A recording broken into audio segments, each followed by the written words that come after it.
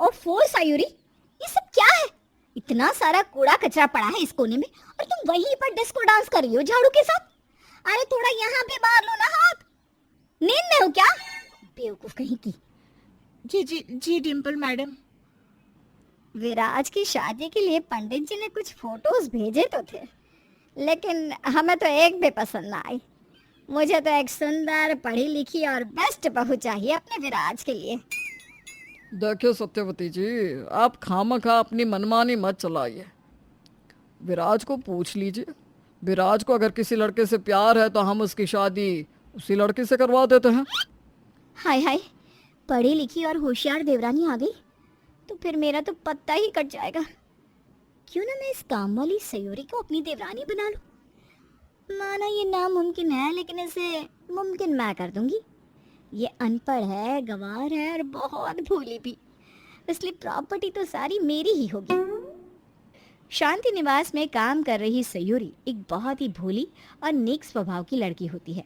डिम्पल उस घर की बड़ी बहू है और उसकी देवरानी उसका सब कुछ छीन ना ले, इसलिए वो अब ये ख्याली पुलाव पकाने लगती है कि वो सयूरी को ही अपनी देवरानी बना दे। क्या ये मुमकिन हो पाएगा? आइए देखते हैं। ये लो सयूरी, ये कुछ सुंदर सुंदर कपड़े हैं और ये मेकअप का सामान। कल से सज धज कर आना काम पर। देवर जी और तुम्हारी जोड़ी खूब जचेगी, इसलिए मैं तुम दोनों का मिलन करवाना चाहती हूँ। ये आप कैसी बातें कर रही हैं डिम्पल मैडम? कहाँ विराज सर और कहाँ मैं? ओफो, अरे ये अमीर और गरीब बस कहने के लिए होते हैं, आखिर में तो सब इंसान ही है ना, है? डिम्पल अब सयूरी को पूरी तरह तैयार करती है। उसके दिमाग में ये भर भर के कि उसे विराज को अपनी तरफ आकर्षित करना है और दूसरी तरफ वो विराज के पास भी जाकर उसके कान भरती है। ये लीजिए सर। Thank you. वैसे ये लड़की है तो बड़ी सुंदर और मासूम भी।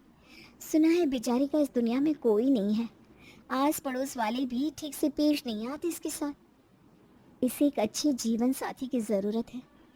देवर जी, आपकी और इसकी जोड़ी ना एकदम सुंदर लगेगी। मैं गरीब और अमीर में इतना कंपैरिजन तो नहीं करता, लेकिन मुझे एक अच्छी सी कंफर्टेबल सी वाइब महसूस होती है जब जब वो मेरे पास होती है। है ना, है ना? मैं तो कहती हूँ आप आज ही माँ जी और पापा जी से इस बारे में बात कर लीजिए देवर जी। नहीं नहीं डिम्पल भाभी, मैं इस रिश्ते को थोड़ा सा और टाइम देना चाहूँगा, जल्दबाजी नहीं करूँगा। तेरे टाइम की तो ऐसी की तैसी। डिम्पल अब विराज और सयूरी को एक दूसरे के पास लाने में कोई कमी नहीं छोड़ती और कुछ दिनों बाद दोनों अपने प्यार का इजहार कर देती हैं और विराज की इच्छा को घर वाले मना नहीं करते और सयूरी घर की छोटी बहू और डिम्पल की देवरानी बनकर घर में आ ही जाती है। अब आने के बाद सयूरी अपने काम को वैसे ही पूरा करती है जैसे पहले करती थी। Oh God, अब पूरा आंगन साफ करना है मुझ बेचारी को। कितना कठिन सफर होगा मेरा आंगन तक। हाय। जिठानी जी आप चिंता मत कीजिए, मुझे आदत है, मैं सारे काम फटाफट कर लूंगी। आप जाइए, आपका टीवी सीरियल देखिए। ओके सयूरी, थैंक यू बहना। तुझ जैसी देवरानी देश की हर एक जिठानी को मिले। डिम्पल यूं ही रोजाना बेचारी सयूरी से अपने हिस्से का भी सारा काम करवाती रहती और भोली सयूरी कुछ नहीं कह पाती और डिम्पल खुशी से ऐश में आराम फरमाती रहती। लेकिन एक दिन पता नहीं विराज जी, बहुत बुरी तरह मुड़ गया मेरा पैर। ओहो सयूरी, देखो तो कितनी सूजन आ गई है पैर पर। सास सत्यवती और ससुर जयदीप आकर कहते हैं, सयूरी बहू, तुम अब सिर्फ आराम करो, अपने पैर को जरा भी हिलाना मत। हाँ सयूरी बहू, कोई मदद चाहिए हो तो ज़रूर बुलाना। ठीक है, चलते हैं। तभी जेठ पारस कहते हैं, डिम्पल, सारा काम अब तुम करोगी। देखो सयूरी को पैर में मोच आ गई है ना, इसलिए। क्या? लेकिन मैं कैसे? अरे निर्लज बहू, इंसानियत नाम की तो फीलिंग ही नहीं है तुझ में। अरे अब सयूरी इस घर की काम वाली नहीं, देवरानी बन चुकी है। जा जाकर काम कर सारे। डिम्पल को ना चाहते हुए भी लगातार पूरे 10 दिन तक घर का सारा काम करना पड़ता है और इस सब से उसकी टाइट टाइट फिश हो जाती है। अब मुझसे नहीं हो रहा है। ओ नहीं, मैं नहीं कर पाऊंगी। अरे यहाँ नौकरानी को देवरानी बनाने के चक्कर में मैं खुद ही नौकरानी बनकर रह गई हूँ। तभी अचानक से वहां पर सयूरी चलते चलते आती है। हैं? ये क्या? तुम चलकर कैसे आ रही हो? इसका मतलब तुमने नाटक किया था। रुको, मैं अभी सबको बताती हूँ। कुछ नहीं कर पाएंगी आप प्यारी जेठानी जी, क्योंकि घर पर तो कोई है नहीं, सबके सब किसी फंक्शन में गए हैं। क्यों, आपको क्या लगा बेचारी भोली है, नादान है, अनपढ़ है, इसलिए इसे चिपका देते हैं? लेकिन एक बात कान खोलकर सुन लीजिए, सीधे लोगों से टेढ़ा बनकर रहोगे ना तो वो लोग भी टेढ़े बन सकते हैं। How dare you! बोलो मत, तुम इस घर की बहू हूँ, काम वाली नहीं, बहू हूँ मैं, समझ गई आप? अब आपके सारे सपनों पर ग्रहण लग चुका है और मैं आपके घिनौने मंसूबों को कभी भी कामयाब नहीं होने दूंगी। और हाँ, ये घर वाले मुझ पर आपसे भी ज्यादा भरोसा करते हैं, इसलिए आपकी कोई भी चाल नहीं चल पाएगी ज्यादा देर तक। सयूरी पूरे टशन के साथ वहां से चली जाती है और डिम्पल गुस्से से आग बुबला हो जाती है। कुछ दिनों बाद घर में दादी सास आती है।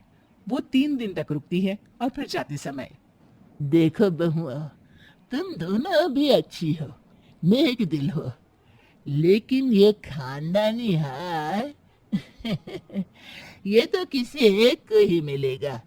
इसलिए इन 3 दिनों में मुझे जो बहू सबसे ज्यादा अच्छी लगी, मैं उसे यही हार दूंगी, और वो है छोटी बहू सयूरी। दादी सास सयूरी के गले में खानदानी हार पहनाती है और डिम्पल बुरी तरह जल रही होती है। धन्यवाद दादी। अब आए दिन सयूरी ही घर के हर एक मामले में आगे बढ़ने लगती है और डिम्पल को पीछे डालने की कोशिश करती है। यूं ही एक रोज जब सत्यवती घर पे चाबियों की जिम्मेदारी सौंपने का फैसला लेती है, तब माँ जी, मैं इस घर की बड़ी बहू हूँ और ये चाबियों को संभालने की जिम्मेदारी भी बहुत बड़ी है। इसलिए ये तो आप मुझे ही सौंप दीजिए। लाइए, दीजिए मुझे। नहीं नहीं, मैं तुमसे ज्यादा सयूरी को काफी सालों से जानती हूँ, इसलिए मैं इन चाबियों को इसी के हाथ में थामूंगी। ये ले सयूरी बहू, इन चाबियों को रख। मुझे पूरा भरोसा है कि तुम अपनी जिम्मेदारी बखूबी निभाओगी। जी माँ जी, धन्यवाद। डिम्पल फिर से बहुत गुस्सा हो जाती है और अब वो ठान लेती है कि चाहे कुछ भी हो जाए, वो सयूरी को घर से बाहर निकाल कर रहेगी। ये माँ जी के कीमती जेवर है, इन्हें मैं सयूरी के अलमारी में कहीं छुपा देती हूँ, ताकि वो बेवकूफ़ चोरी के इल्जाम में पकड़ी जाए और सबकी नज़रों में गिर जाए और फिर इस घर से हमेशा हमेशा के लिए चली जाए। लेकिन जैसे ही डिम्पल उन जेवरात को सयूरी के अलमारी में छुपाने जाती है, सारी लाइट्स अचानक से ऑन हो जाती है और वहां पर सभी घर वाले आ जाते हैं और डिम्पल का पर्दाफाश हो जाता है। जिस काम वाले को तू देवरानी बनाना चाहती थी, आज उसी को घर से बाहर निकालना चाहती है। वाह! अरे 7 जन्म लेगी ना तो भी तू सयूरी की तरह नहीं बन पाएगी, बेशर्म कहीं की। डिम्पल, तुमसे ये उम्मीद नहीं थी। लानत है तुम पर डिम्पल बहू। जाने अनजाने में ही सही, लेकिन आपने मुझे और इस परिवार को एक हीरा दे दिया। मैं बहुत लकी हूँ कि सयूरी मेरी बीवी है और इस घर की बहू भी। डिम्पल को अपनी गलतियों का एहसास हो जाता है और वो हाथ जोड़कर सबसे माफी मांगने लगती है। मुझे माफ़ कर दीजिए, मैंने बहुत बड़ी गलती कर दी। सयूरी, मुझे अपनी बड़ी बहन समझकर माफ़ कर दो। अनपढ़ है, गंवार है, भोली है, मासूम है, इसलिए काम निकल जाएगा, प्रॉपर्टी भी आराम से आ जाएगी हाथ में। यही सब थे ना आपके इरादे। जेठानी जी, मैं आपको कभी माफ नहीं करूंगी और ना ही ये घर वाले। डिम्पल को कोई भी माफ़ नहीं करता और वो शर्मिंदा होकर वहाँ से चली जाती है और सयूरी एक आदर्श बहू बनकर अपने ससुराल वालों का ख्याल रखती है।